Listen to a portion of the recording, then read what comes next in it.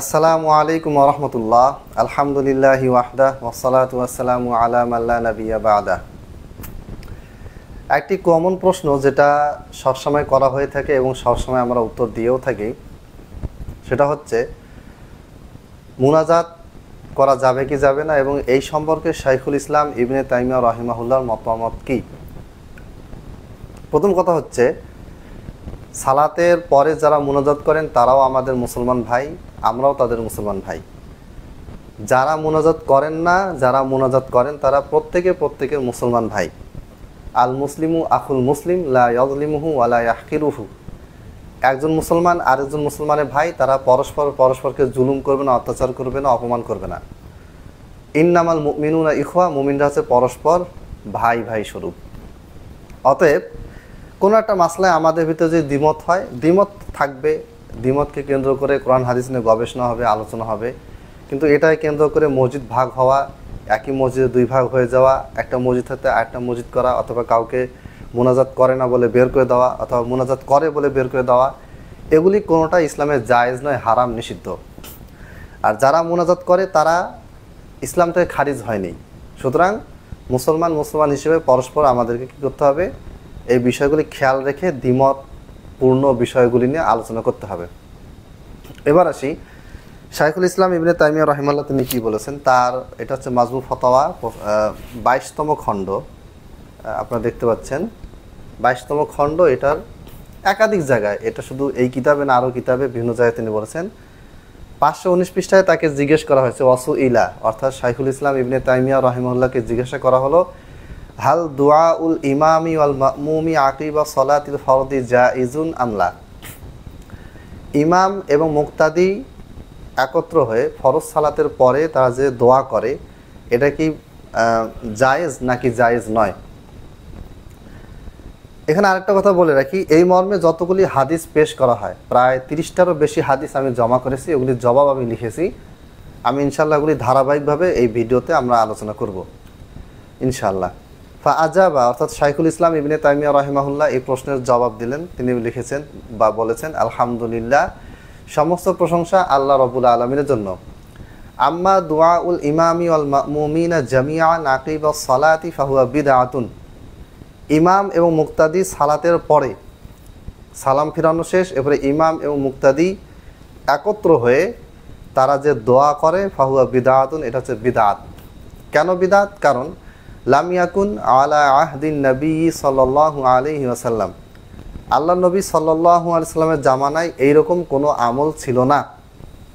বাল ইন্নামা কানা দুআউহু ফি সুলবিস সালাহ ফা ইন্নাল মুসাল্লিয়া ইউনাজি রব্বাহু। মূলত সালাতের ভিতরে দোয়া রয়েছে, কেননা মুসল্লি সালাতের ভিতরে তার রবের সাথে মুনাজাত করে গোপনে কথা বলে। এরপরে তিনি আরও কথা বলেছেন, বলার পরে তিনি বলেছেন যে ওয়া ইন্নামাল মাসনুনু আকিবাস সালাতি হুয়া যিকরুল মাসুরু আনিন নবী সাল্লাল্লাহু আলাইহি ওয়াসাল্লাম। আর মাসনুন হচ্ছে বা সুন্নতসম্মত দোয়া বা ইবাদত বা জিকির আজকার হচ্ছে যেটা রাসূলুল্লাহ সাল্লাল্লাহু আলাইহি ওয়াসাল্লাম থেকে বর্ণিত হয়েছে সালাতের পরে, সেটা হচ্ছে মিনাত তাহলিল, আলহামদুলিল্লাহ পাঠ করা, ওয়া তাহমিদ, মিনাত তাহলিল পাঠ করা, তাহমিদ পাঠ করা, তাকবীর পাঠ করা, সুবহানাল্লাহ, আলহামদুলিল্লাহ, আল্লাহু আকবার, লা ইলাহা ইল্লাল্লাহ, এগুলি পাঠ করা। এগুলি আল্লাহ নবী সাল্লাল্লাহু আলাইহি ওয়াসাল্লামের হাদিস থেকে প্রমাণিত, সাহাবীদের কাছ থেকে প্রমাণিত। কামা কানান নবী সাল্লাল্লাহু আলাইহি ওয়াসাল্লাম ইয়াকুল আকিবাস সালাহ, যেমন আল্লাহ নবী সাল্লাল্লাহু আলাইহি ওয়াসাল্লাম কী করতেন, সালাতের শেষে তিনি কি পাঠ করতেন, কি বলতেন, লা ইলাহা ইল্লাল্লাহু ওয়াহদাহু লা শারীকা লাহু লাহুল মুলকু ওয়া লাহুল হামদু ওয়া হুয়া আলা কুল্লি শাইইন কাদির, আল্লাহুম্মা লা মানিআ লিমা আ'তাইতা ওয়া লা মু'তিয়া লিমা মানা'তা ওয়া লা ইয়ানফা'ু যাল জাদ্দি মিনকাল জাদ্দু। এরপরে ওয়াকাদ সাবাতা ফিস সাহিহি আন্নাহু ক্বালা মান সাব্বাহা দুবুরাস সালাতি সালাসান ওয়া সালাসিনা ওয়া হামিদা সালাসান ওয়া সালাসিনা ওয়া কাব্বারা সালাসান ওয়া সালাসিনা ফাযালিকা তিসআতুন ওয়া তিসউন। ওয়া ক্বালা তামামুল মিআতি লা ইলাহা ইল্লাল্লাহু ওয়াহদাহু লা শারীকা লাহু লাহুল মুলকু ওয়া লাহুল হামদু ওয়া হুয়া আলা কুল্লি শাইইন কাদির। মানে এখানে যেটা তিনি বলতে চেয়েছেন, তিনি কয়েকটা উদাহরণ দিয়েছেন। যেমন আল্লাহ নবী সাল্লাল্লাহু আলাইহি ওয়াসাল্লাম কী পড়তেন, তিনি ফরজ সালাতের পরে বলতেন লা ইলাহা ইল্লাল্লাহু ওয়াহদাহু লা শারীকা লাহু লাহুল মুলকু ওয়া লাহুল হামদু ওয়া হুয়া আলা কুল্লি শাইইন কাদির, আল্লাহুম্মা লা মানিআ লিমা আ'তাইতা ওয়া লা মু'তিয়া লিমা মানা'ত। এই দোয়াটা তিনি পড়তেন। এরপরে তিনি 3বার সুবহানাল্লাহ, 3বার আলহামদুলিল্লাহ, 3বার আল্লাহু আকবার পড়তেন, পড়ার পরে তিনি লা ইলাহা ইল্লাল্লাহু ওয়াহদাহু লা শারীকা লাহু লাহুল মুলকু ওয়া লাহুল হামদু ওয়া হুয়া আলা কুল্লি শাইইন কাদির, এটা পাঠ করতেন। পাঠ করে তিনি 100 পূরণ করে দিতেন। তাহলে বোঝা যাচ্ছে আল্লাহ নবী সাল্লাল্লাহু আলাইহি ওয়াসাল্লাম ফরজ সালাত শেষ হওয়ার পরে তিনি এই দোয়াগুলি পাঠ করতেন। এখন আমি এখানে কয়েকটা পয়েন্ট বলি। 1 নম্বর পয়েন্ট হচ্ছে যে মুনাজাত মানে হচ্ছে একজন আরেকজনের সাথে গোপনে কথা বলবে। তা আমি যখন সবাই মিলে দোয়া করতেছি হাত তুলে, তখন কিন্তু একজন আরেকজনের সাথে গোপনে কথা বলা হচ্ছে না, বরং প্রকাশ্যে কথা বলা হচ্ছে। অথচ মুনাজাত মানে কিন্তু প্রকাশ্যে কথা বলা নাই। মুনাজাত মানে হচ্ছে একজন ব্যক্তি আরেকজনের কাছে গোপনে ফরিয়াদ করবে, তার কাছে চাইবে। তাহলে নামের সাথে কাজের মিল হচ্ছে না। 2 নম্বর হচ্ছে যে মুনাজাতে আমরা কোন দোয়াগুলি পড়বো এটা কিন্তু কেউ বলে না। যে মুনাজাত করতে হবে ঠিক আছে, কিন্তু কোন দোয়াগুলো মুনাজাতে করব। সালাতের পরে আমরা কি করব? তাসবিহ পাঠ করব, তাকবীর পাঠ করব, তাহমিদ পাঠ করব, অন্যান্য দোয়া পাঠ করব, এটা স্পষ্ট আছে। তাহলে মুনাজাত যদি নবী সাল্লাল্লাহু আলাইহি ওয়াসাল্লাম করেই থাকেন, তাহলে মুনাজাতের ভিতরে তিনি ইমাম হয়ে মুক্তাদিদেরকে নিয়ে কী দোয়া পাঠ করেছেন এটা কেন নাই? খালি বলা হয় যে মুনাজাত করো, মুনাজাত করো, মুনাজাত করতে হবে, মুনাজাত করা সুন্নাত। তো ঠিক আছে সুন্নত, কিন্তু মুনাজাতের ভিতরে কোন দোয়াগুলি পাঠ করতে হবে? তারপরে এই জিকির আজকারগুলি করার আগে মুনাজাত করতে হবে নাকি জিকির আজকার করার পরে মুনাজাত করতে হবে, এটাও কিন্তু কেউ উল্লেখ করেন না। যারা মুনাজাত করেন তাদের দলিলে এটা উল্লেখ নেই। আরেকটা বিষয় সেটা হচ্ছে যে সালাম ফিরানোর পরে ইমাম আর ইমাম থাকে না, মুক্তাদিও আর মুক্তাদি থাকে না। তখন ইমাম মুক্তাদি আবার কিসের সম্পর্ক? যখন ইমাম আল্লাহু আকবার বলে সালাত শুরু করবেন তখন তিনি ইমাম, আমরা মুক্তাদি। ইনি আল্লাহু আকবার বলে সালাত শুরু করলেন, আমরা তার পেছনে সালাত পড়তেছি, তিনি ইমাম, আমরা হলাম মুক্তাদি। তিনি সালাম ফিরালেন, তারও ইমামতি শেষ, আমাদেরও মুক্তাদি হওয়া শেষ। তো সালাম ফিরানোর পরে উনিও ইমাম না, আমিও মুক্তাদি না, এখন আবার ইমাম মুক্তাদি থাকলো কিভাবে? আর ইমাম মুক্তাদি হয়ে আবার মুনাজাত হয় কিভাবে, দোয়া হয় কিভাবে একত্রে? তাহলে বোঝা যাচ্ছে যে আসলে এখানে ভুল হচ্ছে, আমাদেরকে এই ভুলগুলি সংশোধন করতে হবে। এবং শাইখুল ইসলাম ইবনে তাইমিয়া রাহিমাহুল্লাহ তিনি হচ্ছেন 728 হিজরিতে মারা গেছেন। সেই সময় তিনি এটাকে বেদাত বলে গেছেন। পরবর্তীতে কিছু আলেম, বড় বড় আলেম, ভারত পাকিস্তানের কিছু বড় বড় আলেম মুনাজাতের পক্ষে বলেছেন, তবে তারা এটাকে 5 ওয়াক্ত সালাতে রেগুলার করতে হবে এটাও বলেন নাই। শাহ ওয়ালিউল্লাহ মুহাদ্দিস, শাইখুল ফিলকুল আল্লামা নাজির হোসেন দেহলভী রাহিমাহুল্লাহ, এরপরে সানাউল্লাহ মিসরি রাহিমাহুল্লাহ, আব্দুর রহমান মুবারকপুরি রাহিমাহুল্লাহ, বড় বড় আলেমরা বলেছেন। তারা এটাকে একাধিক রেওয়ায়াত আছে যেগুলোতে ইশারা পাওয়া যায়, সরাসরি পাওয়া যায় না, সেগুলিকে জমা করে তারা বলেছেন যে এটা করলে করতে পারে, এটা সুন্নত নয়, বেদাত নয়। তারা এইভাবে বলেছেন। এবং এটা বলার কারণটা হচ্ছে সেই সময় এই আমলটা ব্যাপকভাবে আহলে হাদিস, হানাফি, মালিকি, শাফি, হাম্বলি, দেওবন্দি, বেলভি সব সমাজে এমনভাবে এটা গ্রথিত ছিল যে এটাকে চট করে কঠোরভাবে বেদাত ফতোয়া দিয়ে বা জোর করে এটাকে মূলোৎপাটন করতে গেলে সমস্যা হতো। এই জন্য এটা হেকমত ছিল, তারা এটাকে বলছেন যে এটা সুন্নত নয়, আবার বেদাতও নয়। অনেকে বলেছেন, অনেকে বলেছেন যে সুন্নাত নয়, এটা মাঝে মধ্যে করলে মুস্তাহাব ভালো, আর অনেকে বলেছেন যে এটা হঠাৎ হঠাৎ করলে কোনো অসুবিধা নেই। এইরকম ভাষা তারা ব্যবহার করেছেন, কিন্তু তারা কেউ এটাকে সুন্নাত বলেননি। এজন্য তাদের রেফারেন্সে লাভ নেই। আর এটা সত্য যে যখন পরিস্থিতি খুব বেশি খারাপ হওয়ার সম্ভাবনা থাকে তখন আপনাকে তুলনামূলকভাবে আপাতত সময়ের জন্য একটু হেকমা অবলম্বন করতে হবে, যেটা শাইখুল ইসলাম ইবনে তাইমিয়া রাহিমাহুল্লাহ নিজেও এই কিতাবে আরেক জায়গায় বলেছেন। তাহলে আজ এ পর্যন্তই। ইনশাআল্লাহ মুনাজাত সম্পর্কে কোনো হাদিস, কোনো ফতোয়া, কোনো বক্তব্য নিয়ে আপনাদের প্রশ্ন থাকলে আপনারা আমাকে মেসেজ করবেন অথবা আমাদের শাইখকে মেসেজ করবেন। জি শাইখ, আমরা যেহেতু এখন বর্তমান লাইভে আছি, তো মুনাজাত সম্পর্কে আরও কিছু প্রশ্ন আমাদের জানা দরকার আছে। যেমন আমি সেদিন এক জায়গায় সালাত আদায়ের পরে ইমাম সাহেবকে বললাম যে একটু কিছু কথা বলি। তো তিনি বললেন যে এখন অনেকে সালাত পড়তেছে, তো এখন আলোচনা করা যাবে না। কিন্তু দেখা গেল আমি যখন বসে গেলাম তো সঙ্গে সঙ্গে মুনাজাত শুরু হয়ে গেল, জোর আওয়াজ করে মাইকে, মানে সাউন্ড বক্সে। তো এটা কি জায়েজ হবে? যদি কথা বলা না যায় তাহলে কি মুনাজাত যে এই সাউন্ড বক্সে করা হচ্ছে উচ্চ স্বরে, তাহলে কি সেই ক্ষেত্রে যারা সালাত আদায় করতেছে ওদের সালাতের ক্ষতি হবে কিনা? অবশ্যই ক্ষতি হবে।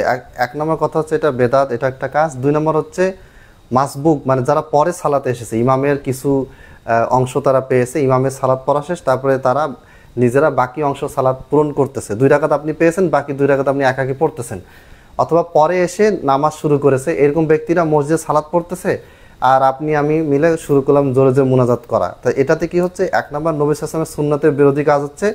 2 নম্বর এটা অন্যান্য মুসল্লিদের নামাজকে আমরা নষ্ট করতেছি। এখন জোরে জোরে যদি আমরা বলি রব্বানা আতিনা ফিদ দুনিয়া হাসানা, তাহলে আপনি যদি নামাজ পড়েন তাহলে তো আপনার নামাজের ডিস্টার্ব হবেই। কারণ কেউ যদি নামাজ পড়ে তার পাশে কেউ যদি ফিসফিস করে কথা বলে তাও মনোযোগটা নষ্ট হয়। তো এটা 2টা গুনাহ হচ্ছে, একটা হচ্ছে সুন্নাহ বিরোধী কাজ, 2 নম্বর আশেপাশে মুসল্লিদের ডিস্টার্ব হচ্ছে। জি।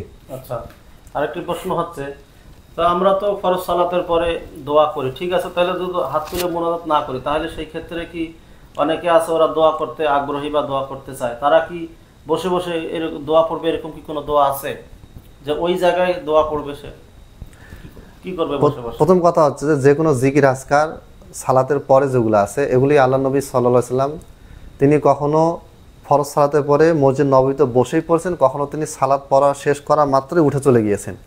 দুই রকম হাদিসে পাওয়া যায়। তাহলে বোঝা যাচ্ছে যে আমি ফরজ সালাতের পরে এই দোয়াগুলি আল্লাহুম্মা আইন্নী আলা যিকরিকা ওয়া শুকরিকা ওয়া হুসনি ইবাদাতিক এগুলো আমি চাইলে সেখানে বসেও পড়তে পারি, অথবা চাইলে আমি হাঁটতে হাঁটতেও পড়তে পারি, অথবা চাইলে আমি বাসায় গিয়েও পড়তে পারি। এই ব্যাপারে হাদিসে কোনো রেস্ট্রিকশন বা কোনো শর্ত দেওয়া হয়নি। কেউ বলেন যে প্রায় 35, 36, 37টার মতো দোয়া এসেছে এই ব্যাপারে।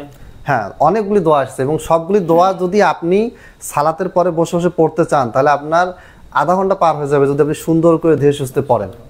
তো এতগুলি দোয়া আল্লাহ নবী সাল্লাল্লাহু আলাইহি ওয়াসাল্লাম আমাদের উপহার দিলেন, এগুলো আমাদের বাদ দিয়ে কেন আমাদেরকে মুনাজাতে যেতে হবে? আমি আগেই বলছি যে এই মাসলাকে কেন্দ্র করে আমাদের দ্বিমত আছে, কিন্তু এটাকে কেন্দ্র করে আমাদের ভিতরে এইরকম আচরণ হওয়া উচিত না। যারা মুনাজাত করেন তাদেরকেও সংযমী হতে হবে, যারা মুনাজাত করেন না তাদেরকেও সংযমী হতে হবে। এখানে একটা বিষয় খেয়াল রাখবেন, সেটা হচ্ছে শাইখুল ইসলাম ইবনে তাইমিয়া রাহিমাহুল্লাহ বলেছেন ফাহুয়া বিদআ, এই আমলটা বিদআত, কিন্তু আমলকারীকে বেদাতি বলেন নাই। বেদাত করলেই বেদাতি হয় না। হতে পারে তার জানার ভুল, হতে পারে তার কাছে সব দলিল পৌঁছায় নাই। শিরিক করলে কেউ মুশরিক হয় না, কুফরি করলেই সাথে সাথে কাফের হয় না। যেমন ধরেন আমাদের ওনার একটা প্রতিষ্ঠিত মাদ্রাসা আছে, আমিও জড়িত আছি, সেটা হচ্ছে দারুল হাদিস মডেল মাদ্রাসা। তো এইখানে কোনো বাচ্চা ফেল করলে সাথে সাথে তাকে মানে বাদ দেওয়া হয় তা কিন্তু না, সময় দেওয়া হয়। তো ফেল করলেই যে বাচ্চাটা প্রতিষ্ঠান থেকে বাদ পড়েছে তা কিন্তু না। আমি একটা প্রতিষ্ঠানে আছি, আল কলম ইউনিভার্সাল মাদ্রাসা, এখানে আমাদের অনেক বাচ্চা ফেল করে, আমরা সময় দিই। তো আল্লাহ তাআলা তো আরও বেশি সময় দেন। আমরা মানুষ যদি মানুষকে সময় দিতে পারি তাহলে আল্লাহ তাআলাকে দিতে পারবেন না? তিনি তো আরও বেশি সময় দেন। এজন্য কেউ শিরিক করলে সে সাথে সাথে মুশরিক হয় না, অনুরূপ বেদাত করলে সাথে সাথে মুবতাদি বা বেদাতি হন না। আমরা দেখেছি অনেকে যে মুনাজাত ছেড়ে দিয়েছে, সে যারা মুনাজাত করে তাদেরকে বেদাতি বলে, এটাও বাড়াবাড়ি। জি। আরেকটা প্রশ্ন, গুরুত্বপূর্ণ প্রশ্ন, সেটি হচ্ছে যে একজন মুসল্লি সালাম ফিরার পরে সে কতটুকু সময় মানে ওখানে বসে থাকতে পারে, এরপরে সে? এটা উত্তর অলরেডি দেওয়া হয়েছে, সেটা হচ্ছে যে তার ইচ্ছা, সে চাইলে 15 মিনিট থাকতে পারে, 20 মিনিট থাকতে পারে। এরকম কোন হাদিস আছে নাকি? যেমন একটা হাদিস আমরা জানতে পারি যে আল্লাহ রাসূল সাল্লাল্লাহু আলাইহি ওয়াসাল্লাম আল্লাহুম্মা আনতাস সালাম ওয়া মিনকাস সালাম তাবারাকতা ইয়া যাল জালালি ওয়াল ইকরাম, এই দোয়া পড়া পর্যন্ত তিনি বসে থাকতেন বা এরপরে তিনি উঠে যেতেন, এরকম এগুলা বলা আছে কি? নবী সাল্লাল্লাহু আলাইহি ওয়াসাল্লামের একাধিক কাজ পাওয়া যায়। একবার তিনি সালাম ফিরানো শেষ করে দাঁড়িয়ে গেলেন, দিয়ে সবাইকে তিনি যুদ্ধের ব্যাপারে বিভিন্ন আদেশ করলেন। আরেকবার তিনি সালাত শেষ করে উঠে তিনি চলে গেলেন। আরেকবার তিনি দীর্ঘক্ষণ বসেছিলেন। আবার এই যেটা বললেন যে আল্লাহুম্মা আনতাস সালাম ওয়া মিনকাস সালাম বলে ওইটুকু বসেছেন, তারপর তিনি উঠে গেলেন। তাহলে বোঝা যাচ্ছে যে এই ব্যাপারে আপনি কতক্ষণ বসে থাকবেন এটা আল্লাহ নবী সাল্লাল্লাহু আলাইহি ওয়াসাল্লাম কোনো নির্ধারিত সীমা দেন নাই। যেমন আমরা সালাত পড়ি, সালাতে কী কী সূরা পড়তে হবে এটা নির্ধারিত, কিন্তু সালাতটা 20 মিনিট হবে না 15 মিনিট হবে না 30 মিনিট হবে এটা উল্লেখ নাই। কারণ এটা সম্ভব না, এই সময়টা উল্লেখ করা সম্ভব না এবং এটা প্রয়োজনও নেই। এটা কেউ চাইলে 5 মিনিটে 4 রাকাত পড়তে পারে, কেউ চাইলে 10 মিনিটে পড়তে পারে। আবার সূরা ফাতিহা আপনি কয় মিনিটে শেষ করবেন, 1 মিনিটে নাকি 1.5 মিনিটে নাকি 50 সেকেন্ডে, এটা উল্লেখ নাই। তো তার মানে সময়টাকে বেছে দেওয়া হয়নি যে এত মিনিট বা এত ঘন্টা বা এত সেকেন্ডে আপনাকে এই কাজটা করতে হবে, এভাবে বলা হয়নি। আপনাকে একটা সময় দেওয়া হয়েছে, আউয়াল ওয়াক্ত আখির ওয়াক্ত, এই ওয়াক্তের ভিতরে আপনি কাজটা করবেন। এখন এটা করতে আপনার যতক্ষণ সময় লাগে, এখন আপনি চাইলে মসজিদে বসেই আধা ঘন্টা শেষ করতে পারেন, অথবা চাইলে আপনি মসজিদে কিছু দোয়া পরে উঠে চলে যেতে পারেন, যেতে যেতে কিছু দোয়া আপনি রাস্তায় পড়তে পারেন, অথবা বাসায় গিয়েও আপনি পড়তে পারেন, এতে কোনো অসুবিধা নেই। আচ্ছা, এবার আমরা আসি সামাজিকভাবে বিভিন্ন মসজিদে যেগুলো সমস্যা আমরা দেখতে পাই, যেমন কিছু হাফেজ, কারি, মৌলানা, বিভিন্ন আলেমেরা যখন বিভিন্ন মসজিদে যায়, দেখা যায় যে ওই মসজিদে ফরজ সালাতের পরে সম্মিলিত মুনাজাত হয়। এখন এই আলেম ফরজ সালাতের পরে সম্মিলিত মুনাজাত করে না, কিন্তু ওইখানে ওই মুহূর্তে মানে সালাতের ইমামতির জন্য উনি হকদার বা উনি যোগ্য, আর বাকি যারা সাধারণ রয়েছে তারা তেমন কোরআন তেলাওয়াতে হোক বা ইমামতি করার তেমন যোগ্যতা নাই। কিন্তু দেখা যাচ্ছে যে ইনি যোগ্য লোক, সেই ক্ষেত্রে ইনি চিন্তা করতেছেন যে এই আলেম চিন্তা করতেছেন যে আমি তো সালাত আদায় এখানে ইমামতি করলে আমাকে মুনাজাত করাতে হবে, বেদাত করাতে হবে। তো সেই ক্ষেত্রে এই যাতে পরবর্তীতে কোনো ঝামেলা না হয় এই জন্য তিনি আগিয়ে যান না, নামাজ পড়ান না, ইমামতি করেন না। তো সেই ক্ষেত্রে ওইখানের যদি কোনো জাহের লোক বা মূর্খ লোক হোক বা অজ্ঞ লোক মনে করেন যে সে ইমামতি তেমন জানে না করতে, সে যদি নামাজ পড়ায় সেই ক্ষেত্রে, আর এই আলেম যদি তার পিছনে নামাজ পড়ে সেই ক্ষেত্রে আর কি বলবেন, তার নামাজ সেই ক্ষেত্রে কতটুকু হবে বা এটা জায়েজ আছে কিনা? সেই ক্ষেত্রে ওই আলেমের প্রথম কাজ হচ্ছে যে তিনি কমিটিকে জানাবেন বিষয়টা, যে দেখেন আপনাদের ইমাম যিনি আছেন তার তেলাওয়াত শুদ্ধ নয়, আমি এটা সালাত পড়াবো, আপনারা অনুমতি দিবেন, কিন্তু আমি মুনাজাত না করে চলে আসবো, কোনো রকম ঝামেলা যেন না হয় এটা আপনারা ট্যাকল দিবেন বা আপনারা এটা কন্ট্রোল করবেন। দেখা যাচ্ছে যে ওরা মুনাজাত করবেই, প্রয়োজনে এনাকে আগে দিবে না, কিন্তু ওরা ওই হ্যাঁ যদি প্রয়োজনে তাদের কথা হচ্ছে যে নামাজে কুফরি তেলাওয়াত হোক কোনো অসুবিধা নেই, কিন্তু মোনাজাত যে করবে সেই নামাজ পড়াবে, এইটা যদি তাদের উদ্দেশ্য হয় তাহলে ওই আলেম এখানে দায়মুক্ত থাকবেন। মসজিদ কমিটি এবং ইমাম যারা সালাত পড়াচ্ছেন, যাদের তেলাওয়াতে ভুল, যে ইমামের পড়তে পারে না আবার মুনাজাত করাচ্ছে, তার উপর দায়ভার হবে, এবং মসজিদ সভাপতি কমিটি যারা আছেন তাদের ঘাড়ে এটা দায়ভার বর্তাবে, যে একটা লোক কোরআন পড়তে পারে না শুধুমাত্র মুনাজাত করে বলে কেন তাকে দেওয়া হলে, এমনিতে মুনাজাত সুন্নাহ নয়, তারপর আবার এই সুন্নাহ নয় বেদাত বা গায়ের সুন্নাহ যাই বলেন না কেন, এই আমলটাকে চালু রাখার জন্য এমন একজন ব্যক্তিকে দিয়ে আপনি সালাত পড়াচ্ছেন যার তেলাওয়াত শুদ্ধ নয়, সে কফকে কাপ বলবে, কুল হু আল্লাহু আহাদ, হেনবি আপনি বলুন, এটাকে সে পড়বে কুল হু আল্লাহু আহাদ, হেনবি আপনি খান, আল্লাহ চেয়াকুব, পুরো অর্থ চেঞ্জ হয়ে গেল, কুফরি হয়ে গেল। আলহামদুলিল্লাহ, সমস্ত প্রশংসা আল্লাহর জন্য, হা কেবল আলহামদু, তার মানে সমস্ত ধ্বংস আল্লাহর জন্য, নাউজুবিল্লাহ। তো এইরকম ইমাম যদি সালাত পড়ায় এটা একটা গুনাহ। দ্বিতীয় গুনাহ, মুনাজাতকে ধরে রাখতেছে, এটা একটা গুনাহ। তৃতীয় গুনাহ, যোগ্য ব্যক্তিকে আপনারা জায়গা দিচ্ছেন না, স্পেস দিচ্ছেন না, এটা একটা গুনাহ, অযোগ্য লোককে। এবং আল্লাহ নবী সাল্লাল্লাহু আলাইহি ওয়াসাল্লাম বলছেন, ইজা উসিদাল আমরু ইলা গায়রি আহলিহি ফান্তাযিরি সাআ, এই যে যোগ্য ব্যক্তি থাকা অবস্থাতে অযোগ্য ব্যক্তি যে সামনে যাবে, দিনের কাজ করবে, বড় নেতা হয়ে যাবে, মুফতি হবে, মুহাদ্দিস হবে, এটা হচ্ছে কিয়ামতের আলামত। জি, আমরা আরেকটা মানে প্রশ্ন, যেগুলো আমরা বিভিন্ন জায়গায় এগুলোর সম্মুখীন হই, কিছু কিছু মসজিদে বা কোথাও গেলে দেখা যায় যে ওনাকে জোর করে আগিয়ে দেওয়া হয় বা তাকে ইমামতির দায়িত্ব দেওয়া হয়, কিন্তু সালাত পড়ার পরে তারা মুনাজাত না করলে ওঠেন না, এক পর্যায়ে বলে যে আপনাকে মুনাজাত করতেই হবে, না করলে এই মসজিদ থেকে আপনি বের হতে পারবেন না। সেই ক্ষেত্রে উনি ওই ইমাম সাহেব কি করবে? সেই ক্ষেত্রে কি মুনাজাত করে দিবে? প্রথম কথা হচ্ছে যে এটা তো মুনাজাত, এটা হচ্ছে বেদাতে মুফাসসিকা, যে বেদাত মানুষকে ফাসেক বানায়, কাফের বানায় না, এই পর্যায়ে বেদাত। এর চেয়ে ভয়ঙ্কর হচ্ছে কুফরি। কেউ যদি কুফরি করে, ইল্লামান উকরিহা ওয়া কলবুহু মুতমাইন্নুম বিল ঈমান, কাউকে যদি কুফরিতে বাধ্য করা হয় আর সে যদি বাধ্য হয়ে কুফরি করে কিন্তু অন্তরে যদি ঈমান থাকে, তাহলে তার এই কুফরিটা আল্লাহ ক্ষমা করে দেন। তো এই ইমামকে যখন বাধ্য করা হলো এবং বাধ্য হয়ে তিনি মুনাজাত করলেন, তখন এই মুসল্লি এবং সেখানকার যারা স্থানীয় ইমাম আছেন বা যারা বাধ্য করেছে, এক কথায় তারা দায়ী থাকবেন, এই ইমাম সাহেব দায়ী থাকবেন না, তিনি আল্লাহর কাছে ক্ষমা চাইলে আল্লাহ ক্ষমা করে দিবেন। সেখানে যাতে কোনো হট্টগোল বা কোনো ফাসাদ সৃষ্টি না হয়, হট্টগোল যেন ফাসাদ সৃষ্টি না হয়, এই কারণে শাইখুল ইসলাম ইবনে তাইমিয়া বলেছেন যে এইরকম সিচুয়েশন মাঝে মধ্যে এটা করলে যে ব্যক্তি করবে তার কোনো দায়মুক্ত থাকবে না, সে করতে পারবে। এবং আমরা দেখেছি যে কাবা শরীফে 360টা মূর্তি ছিল, এবং যখন মক্কা বিজয় হয় তখনই কিন্তু এই কাবা ঘর থেকে এই মূর্তিগুলোকে অপসারণ করা হয়। কিন্তু এই কাবা ঘরে যতদিন পর্যন্ত মূর্তিগুলি ছিল, মূর্তিগুলির সামনে রেখে চারপাশে কিন্তু তওয়াফ করেছে, মানে ভিতরে মূর্তিগুলি ছিল। কিন্তু আল্লাহ নবী সাল্লাল্লাহু আলাইহি ওয়াসাল্লাম যখন মানুষ বুঝলো, বিষয়টা আরও ভালোভাবে জানলো, তখন তিনি কাবা ঘর থেকে অপসারণ করলেন মূর্তিগুলি, এবং আলী রাদিয়াল্লাহু তাআলা আনহুকে পাঠিয়ে দিলেন সব জায়গায় যত কবর আছে, যত যা কিছু আছে সব ভেঙে কী করো, তছনছ করে দাও। তাহলে এটা হচ্ছে আমাদের আজকের এই বক্তব্য, যে আপনারা মুনাজাত থেকে দূরে থাকবেন ইনশাআল্লাহ। আপনার মনের তো আমি জানি না, ইমাম সাহেব একেবারে খুব কান্নাকাটি করতেছে যে অমুকের মা মারা গেছে, হ্যান ত্যান। অমুকের মায়ের জন্য ইমাম সাহেবের তো বেশি দরদ থাকবে না, সে তার দরদ হচ্ছে টাকার জন্য।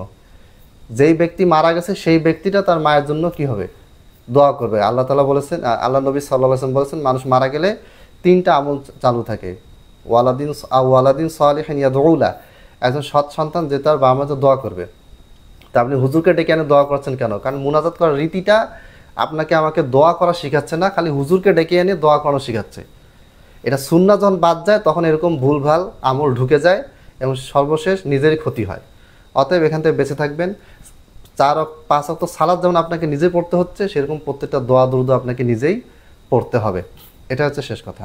আর একটা জটিল প্রশ্ন সাহেব, সেটি হচ্ছে যে দেখা যায় প্রায় ইমাম সাহেবদেরকে বলে, হুজুর আমার বাবার জন্য একটু দোয়া করেন, মৌলভী সাহেব একটু আমার বাবার জন্য দোয়া করেন। আর আমরা জানি যে পিতামাতার জন্য আল্লাহ দোয়া শিক্ষা দিয়েছেন যে রব্বির হামহুমা কামা রব্বায়ানি সগীরা, তো এখানে তো ইয়ানি বলতে এখানে আমার, তো এখানে তো ইমাম সাহেব উনি দোয়া করলেন পিতামাতার জন্য এইভাবে, তো সেই ক্ষেত্রে যিনি দোয়া চাইলেন তেনার কি কোনো এই দোয়া কাজে লাগবে না?